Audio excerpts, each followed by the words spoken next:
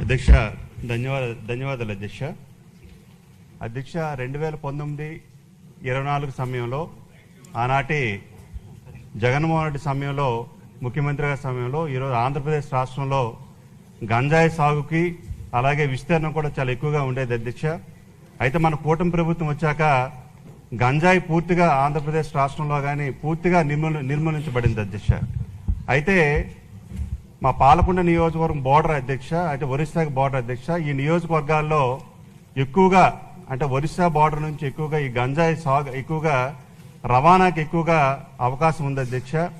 అంటే గౌరవ హోంమంత్రి గారికి నేను అడుగుతుందండి అధ్యక్ష, ఏమైనా ఇంకా పటిష్టమైన చర్యలు, ఈ పటిష్టమైన చర్యల వల్ల గంజాయి రవాణా అనేది పూర్తిగా అంటే పటిష్టమైన చర్యలు పెంచడం వల్ల గంజాయి రవాణా పూర్తిగా అరికట్టవచ్చు అధ్యక్ష. అటువంటి చర్యలు ఏమైనా ఇంకా పూర్తి స్థాయిలో గట్టి భద్రత ఏర్పాటు చేసి పూర్తి స్థాయిలో నిఘాను పెంచి ఈ అక్రమ గంజాయి రవాణా ఇంకా పూర్తి స్థాయిలో అడ్డుకోవాలని గౌరవ హోంమంత్రి గారికి అడుగుతున్నా అధ్యక్ష. మంత్రి గారు.